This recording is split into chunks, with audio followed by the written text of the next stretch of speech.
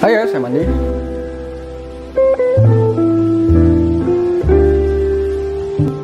Hai guys, balik lagi bersama aku Dr. Andi Setiawan pada video edisi Ramadan. Bagi kalian yang baru gabung, kenalin, video edisi Ramadan itu adalah video yang dimana aku akan upload pada bulan Ramadan aja. Dan pada edisi Ramadan ini, itu aku akan ngejelasin apa aja sih manfaat berpuasa bagi kesehatan kita. By the way, ini merupakan video edisi Ramadan part ke-6. Sebelumnya aku udah ngebikin beberapa part untuk edisi Ramadan ini, dimana di part pertama aku udah ngejelasin manfaat berpuasa terhadap kesehatan mental, di part kedua untuk kesehatan jantung, di part ketiga seputar kekebalan tubuh, di part keempat untuk penurunan berat badan, dan di part kelima yang terakhir sebelum video ini rilis itu adalah manfaat berpuasa terhadap perokok, baik itu perokok aktif maupun perokok pasif. Dan di video itu pun aku udah ngejelasin apa aja dampak yang terjadi bagi perokok aktif maupun pasif. Dan aku harap juga kalian nonton ke semua part yang udah aku rilis, yang udah aku sediain selama bulan Ramadan ini. Dan pada video edisi Ramadan part ke-6 kali ini aku akan ngejelasin apa aja sih manfaat berpuasa bagi kehamilan. Perempuan yang sedang hamil, anak yang belum cukup umur, dan juga mereka-mereka yang sedang sakit, itu memang mendapatkan dispensasi untuk tidak berpuasa ya, baik itu dari sisi agama maupun dari sisi kesehatan. Puasa pada wanita hamil itu ditakutkan akan membawa dampak negatif terhadap kehamilannya apabila wanita ini itu berpuasa. Akan tetapi, tahukah kalian, ahli kebidanan dan juga ahli kandungan itu justru menyebutkan bahwa puasa justru bagus untuk kejiwaan ibu hamil. Dimana puasa ini justru akan membuat ibu hamil itu jauh lebih tenang dan juga ngedapetin tekanan darah yang lebih stabil dibandingkan bila ibu hamil itu tidak berpuasa.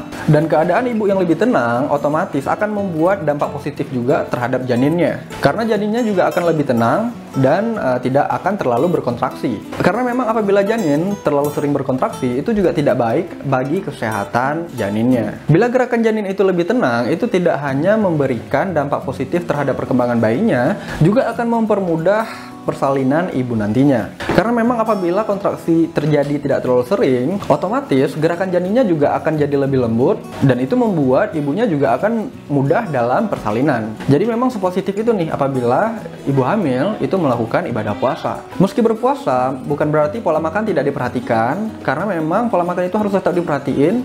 Jangan sampai terlewat makan pada saat waktunya berbuka, menjelang malam, dan juga pada saat sahur. Jadi nutrisi janinnya itu didapetin pada saat ibunya berbuka, menjelang malam hingga sahur gitu.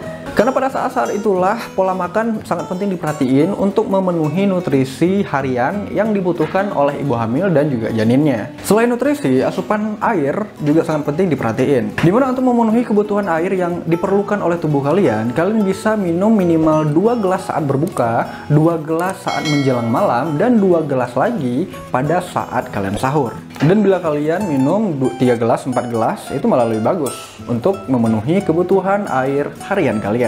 Ngomong-ngomong soal melakukan ibadah puasa pada saat hamil, usia kehamilan juga sangat penting diperhatiin. Karena memang nggak semua usia kehamilan itu disarankan untuk melakukan ibadah berpuasa. Ada usia-usia tertentu di mana ibadah berpuasa itu sangat dianjurkan untuk dilakukan pada ibu hamil. Misalnya pada ibu hamil trimester kedua. Dan puasa pun tidak dianjurkan pada ibu-ibu hamil yang menginjak usia kehamilannya itu pada trimester pertama, dimana pada 12 minggu ke bawah lah, 1 hingga 12 minggu itu memang tidak dianjurkan untuk melakukan ibadah berpuasa. Pada trimester pertama itu ibu hamil sering mengalami gejala-gejala pemberat seperti misalnya hiperemesis, mual, dan juga muntah pada kehamilan.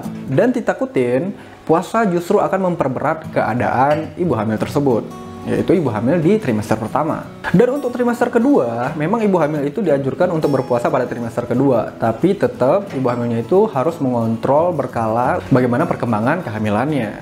Ibu hamil tetap harus melakukan pemeriksaan terhadap kandungannya untuk mengetahui nih bagaimana perkembangan kehamilannya selama ibunya itu berpuasa. Yang tujuannya untuk memastikan apakah janinnya itu berkembang dalam batas normal ataukah enggak. Selain melakukan pemeriksaan kandungan ke dokter, sebenarnya ibu hamil juga bisa melakukan pemeriksaan sendiri di rumah. Bisa melakukan observasi sendiri di rumah dengan cara melihat nih bagaimana pergerakan dari si janinnya. Jika ada gerakan janin 1 jam sekali, itu berarti janinnya itu dalam keadaan bagus. Apabila gerakan janinnya itu terlalu aktif ataupun gerakan janinnya itu jarang bergerak, mungkin kalian, yaitu ibu-ibu yang sedang hamil dan juga melakukan ibadah puasa, harus khawatir nih. Keadaan tersebut bisa aja terjadi hipoglikemia ataupun kekurangan gula darah pada saat kalian berpuasa. Dan apabila keadaan itu terjadi, yaitu gerakan janin yang terlalu aktif ataupun jarang bergerak, kalian harus juga pantau nih keadaan jumlah gula darah kalian. Apakah dalam batas normal atau enggak? Dan apabila terbukti kalian mengalami gangguan kadar gula darah dalam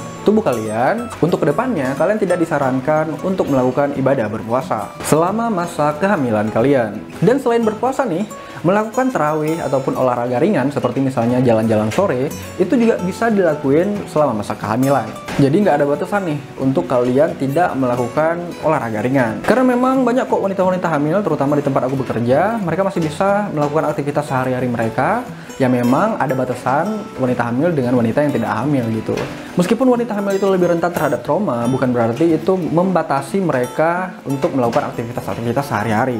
Karena memang masih banyak wanita-wanita hamil yang melakukan ibadah puasa, masih bisa melakukan aktivitas-aktivitas mereka sehari-hari tanpa menyebabkan masalah terhadap kehamilan mereka. Karena bukan berarti kalian hamil dan juga berpuasa, kalian nggak bisa kemana-mana, nggak bisa ngapa-ngapain. Kalian masih bisa beraktivitas sehari-hari, hanya saja aktivitasnya itu yang dibatasin. Nggak boleh melakukan aktivitas yang terlalu berat nih, karena itu akan mempengaruhi kehamilan kalian.